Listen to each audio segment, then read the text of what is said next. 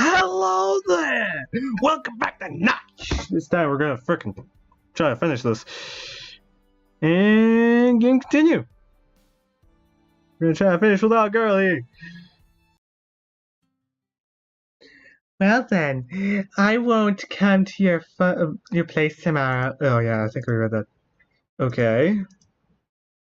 I plan to go to the forest to conduct an investigation by myself. Don't go outside. You'd better stay in your room. No. Alright. Breaks out of the room. Now it's time to recall the scenes I saw in the forest this afternoon.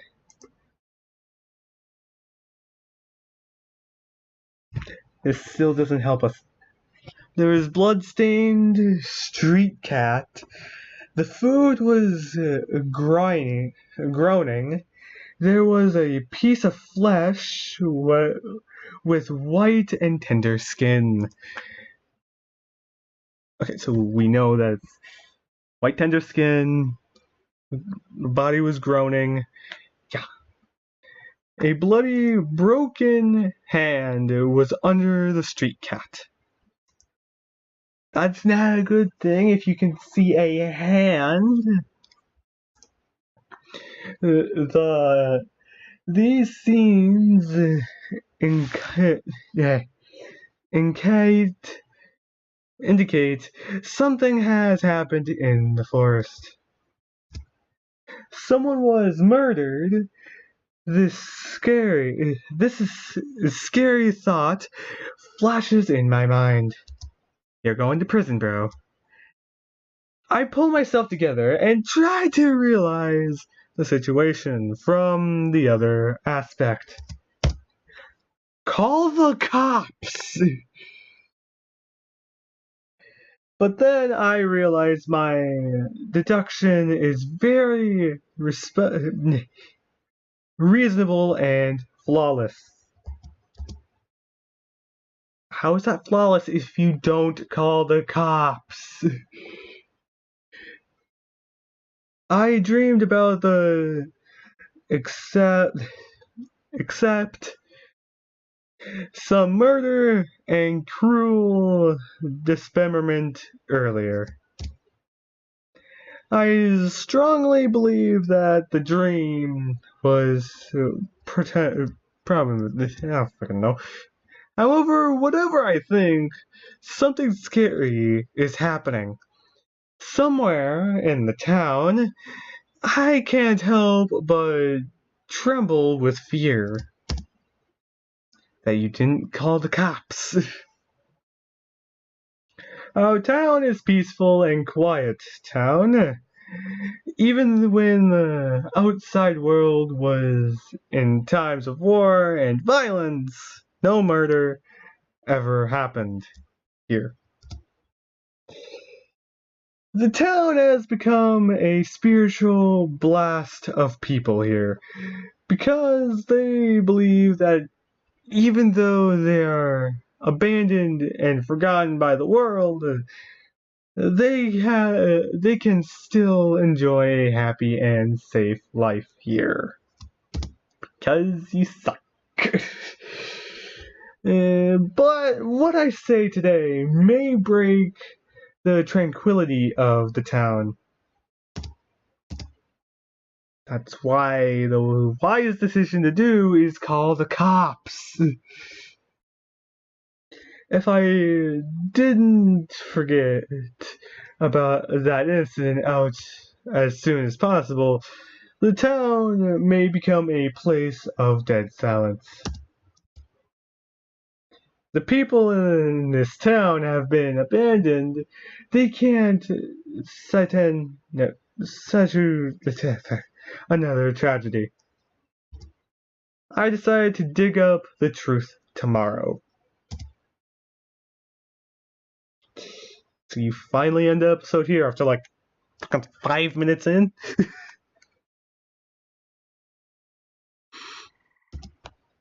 Walking in the familiar forest, I've never felt so nervous after. Oh, I may come across danger. Yeah, like a murderer. Carry a knife on you. Maybe a gun. But silence, I have made up my mind. But since fuck, well, too late. We're skipping that. Since we made up my mind, blah blah blah blah blah. We're going through the forest. Continue. I continue tromping uh, on the road to the forest. I didn't sleep well last night, so I'm really sleep deprived. I think to myself that I need to warm up my investigation as soon as possible. I can't have Nanami worried. Yes, I know. Fantastic transition. I arrive at the same place from before. Something probably happened on the road because that is blocked by the withered tree. I needed to go there and take a look, so I start moving the branches of the withered tree. I glance at the roof that the street cat was on while I am clearing the road, but I find no sign of the cat. Well, of course. Street cats just get food and move along. Hunt food and move along. It is gone. There's some blood on the roof that must be from the flesh of the cat grinding last night. It's now fantastic transition. When I'm ready to go forward after cleaning the road, I find a trail of blood on the road. The scene really proves my suspicion yesterday that, to be clear, something di- big must have happened here. The blood trail must have come from the flesh that the cat had in its mouth. That depends on how much blood is there. Because the blood that the cat was eating off from wouldn't be big. Yeah, it'd be dripping, but not much. The trail goes along the road.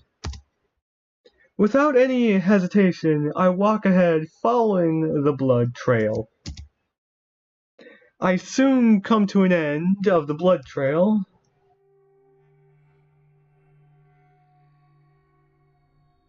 Hopefully I do not get censored for this.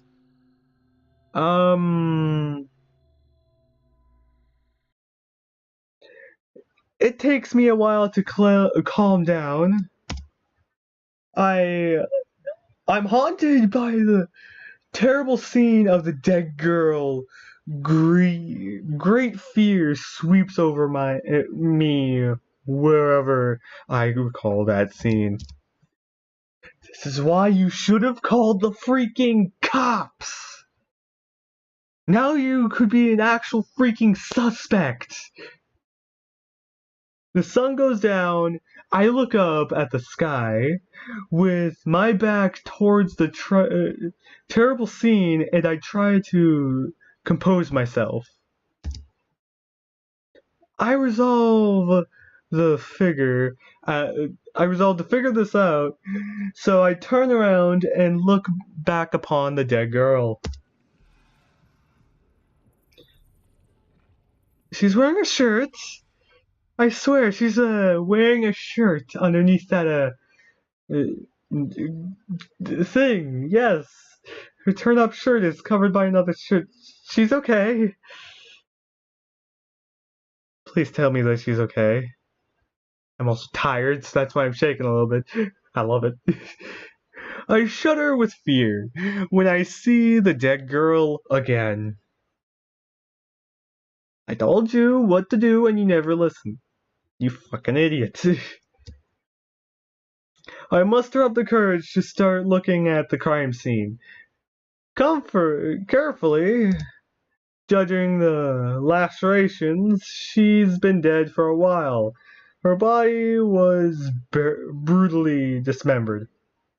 Or in this case, it looks perfectly fine. Just like with some blood on it, clothing torn. Humans have a lot of blood flowing around the body. Judging from the wounds on the girl, there should be a lot of blood on this scene. But there isn't much blood on the crime scene, which obviously shows she's been moved, which we kind of saw in episode 1 and 2 of this series. Based on this information, the murder took place before heavy rain stopped.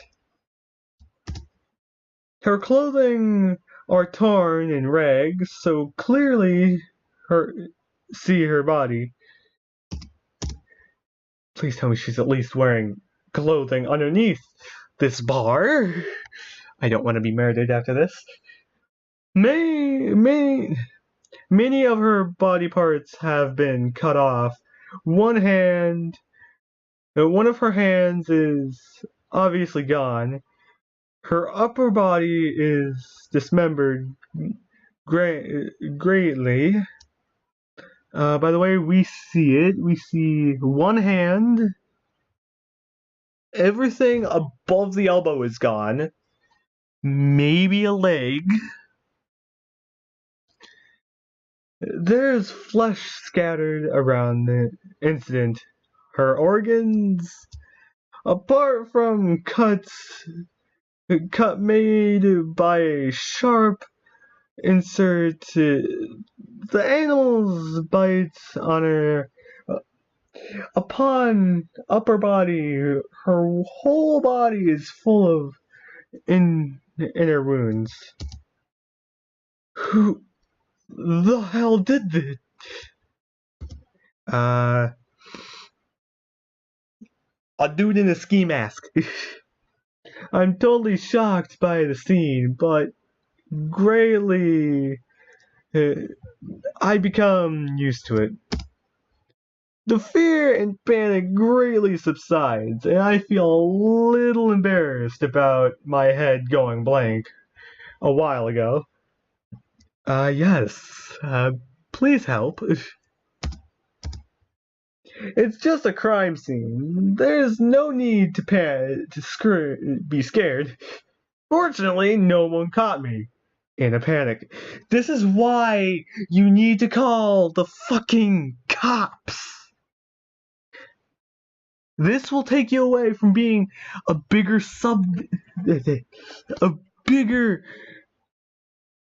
piece to use for investigation. Why do I keep on bringing Law and Order into this? I don't even watch the fucking series. But at least I'm bringing laws that I know that can be used here. It is getting dark. I keep thinking about what to do next on my way home.